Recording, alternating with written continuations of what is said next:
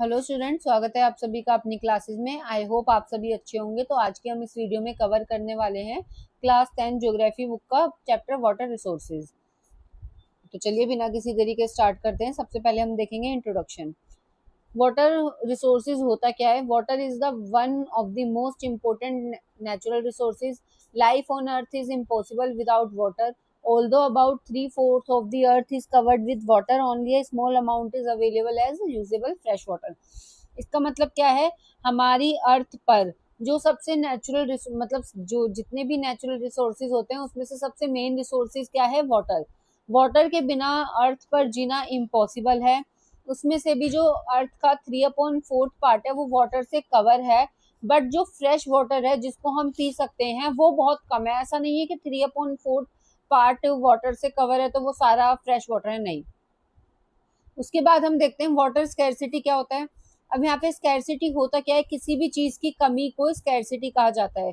यहाँ पे हम देख रहे हैं वाटर स्कैरसिटी मतलब जल संकट, जल की कमी, ठीक है।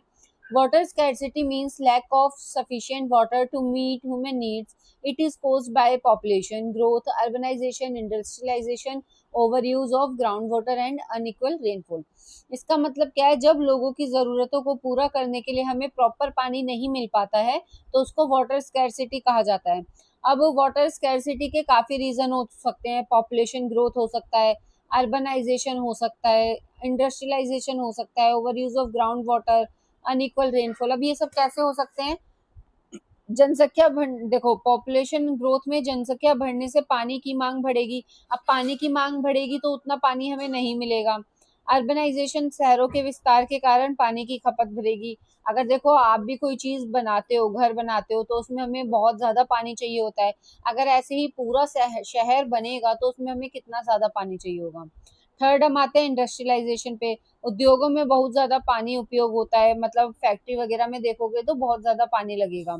Over use of ground water, भूजल मतलब ग्राउंड वाटर के अंदर जितना जल होता है उसको बहुत ज्यादा उपयोग करना, तो उसको वो कम कर देता है लेवल को।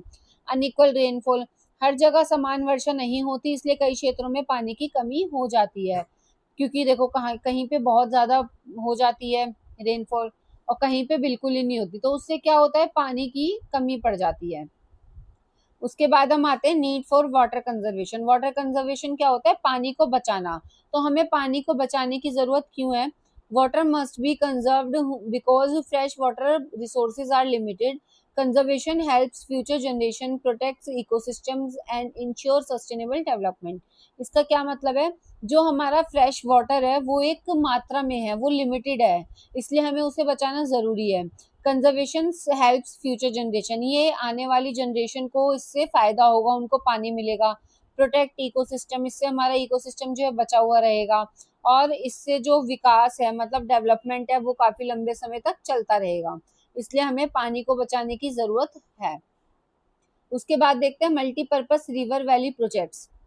अब रिवर वैली प्रोजेक्ट्स चलाए जाते हैं तो वो क्यों चलाए जाते हैं, उनका क्या क्या पर्पज होता है?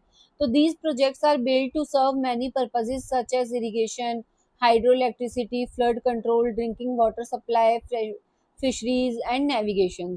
तो ये सारी जो भी प्रोजेक्ट्स चलाए जाते हैं ये कई कामों के लिए बनाए जाते हैं। जैसे इरिगेशन हो गए तो उनको हाइड्रो इलेक्ट्रिसिटी मतलब जल विद्युत उत्पाद करना, बाढ़ को रोकने के लिए पीने का पानी हो गया, और मत्स्य पालन मतलब मछलियों को पालना, उनका उनकी देखरेख करना, उनको पालना, उनके लिए पानी बचाना। उसके बाद हम आते हैं बेनिफिट्स ऑफ डैम पे। तो dams store water, control floods, generate electricity, provide irrigation, support industrial growth. तो डैम से हमें क्या क्या बेनिफिट होते हैं? डैम्स स्टोर वाटर, ये पानी को स्टोर करके रखता है। कंट्रोल फ्लड्स, बाढ़ को नियंत्रित रखता है। जनरेट इलेक्ट्रिसिटी, इलेक्ट्रिसिटी बनाता है। प्रोवाइड इरिगेशन, किसानों को सिंचाई के लिए पानी देता है। और सपोर्ट इंडस्ट्रियल ग्रोथ, उद्योगों को पानी उपलब्ध करवाता है।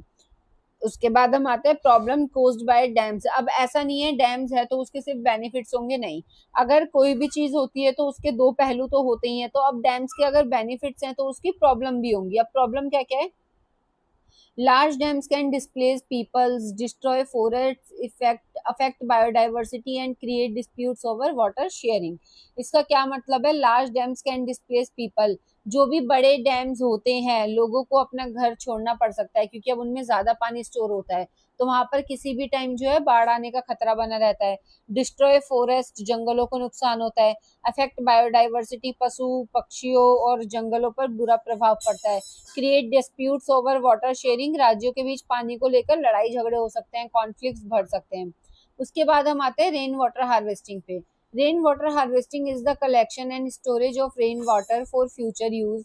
It helps recharge ground water and reduce water shortage. जो बारिश के पानी को इकट्ठा करके फ्यूचर के लिए कंजर्व करना होता है, मतलब बचा कर रखना होता है, उसको ही water harvesting, rain water harvesting कहते हैं। इससे जो है हमारा ग्राउंड लेवल जो है इंक्रीज होता है, पानी को कमी को कम किया जा सकता है। उसके बाद आगे हम चलते हैं ट्रेडिशनल वाटर हार्वेस्टिंग पे कि ट्रेडिशनल वाटर हार्वेस्टिंग क्या है, इसको कैसे किया जा सकता है। So different regions developed unique system such as guls and kuls Himalayas, खांडीज, जोदास एंड टैंक्स राजस्थान, अरहज and pynes Bihar and bamboo drip irrigation Meghalaya. ये अलग अलग जगह पे अलग अलग चीज होती हैं। तो जो ट्रेडिशनल वाटर हार्वेस्टिंग सिस्टम है ये भारत के अलग अलग क्षेत्रों में अलग अलग हिसाब से होता है। जैसे भी उनकी पारंपरिक जल संरक्षण है, मतलब वाटर कंजर्व उनके यहाँ पे कैसे किया जाता है। जो गर्ल्स और कर्ल्स बनाए जाते हैं ये पश्चिम हिमालय क्षेत्र में बनाए जाते हैं। जो खादीन्स, जोदास और टैंक्स होते हैं वो राजस्थान में बनाए जाते हैं। अरहर्स और पाइन्स बिहार में बनाए जाते हैं। और जो बैम्बू ड्रिप इरिगेशन सिस्टम चलता है वो चलता है मेघालय में। उसके बाद हम देखते हैं कि इस चैप्टर में इम्पोर्टेंट क्या था। इम्पोर्टेंट केस स्टडी आपकी आ सकती है। Tamil Nadu became one of the first state to make rooftop rain water harvesting compulsory, this improved ground water level significantly. इसका क्या मतलब है, तमिलनाडु एक पहला ऐसा राज्य था जिसमें घरों में रेन वाटर हार्वेस्टिंग जो है कंपल्सरी कर दी थी, मैंडेटरी कर दी थी। इससे जो है ग्राउंड वाटर को काफी इंक्रीज होता हुआ देखा लोगों ने। उसके हम एनसीईआरटी एग्जाम क्वेश्चंस देख सकते हैं कि अगर इससे चैप्टर से एनसीईआरटी एग्जाम्स क्वेश्चन आते हैं तो what is water conservation necessary, मतलब पानी को बचाना जरूरी क्यों है। एक्सप्लेन एडवांटेजेस और डिसएडवांटेजेस ऑफ मल्टीपर्पज प्रोजेक्ट, जो मल्टीपर्पज प्रोजेक्ट्स चलाए गए थे उसके जो है एडवांटेजेस भी बताने हैं आपको, डिसएडवांटेजेस भी बताने हैं। What is rain water harvesting, name traditional water harvesting system, जो ट्रेडिशनल वाटर हार्वेस्टिंग सिस्टम था इसका क्या नाम था वो बताना है। कुछ एमसीक्यू टाइप्स क्वेश्चन आ सकते हैं। Who called dams the temple of modern India, जिसका आंसर है Jawaharlal Nehru. Which river is associated with Hirakud dam, जो हीराकुंड डैम है वो कौन सी रिवर से आ रहा है, महानदी से। What is the best method to recharge ground water, ground water को इंक्रीज करने का सबसे बेस्ट मेथड क्या है, rain water harvesting. Which state made rain water harvesting compulsory, सबसे फर्स्ट टाइम जो रेन वाटर हार्वेस्टिंग था कंपल्सरी कौन से स्टेट ने किया था, सो तमिलनाडु ने किया था। Bhakra Nangal dam is built on which river, जो भाखरा नांगल डैम है वो कौन सी रिवर पे बना हुआ है, सतलुज पे। कुछ शॉर्ट क्वेश्चंस आ सकते हैं। Define water scarcity, mention two causes of water scarcity, what are multipurpose project, state two advantages of dam, what is rain water harvesting. उसके बाद कुछ लॉन्ग क्वेश्चंस को देखते हैं कौन से लॉन्ग क्वेश्चन जो हैं आ सकते हैं, किसके चांसेस ज्यादा हैं आने के।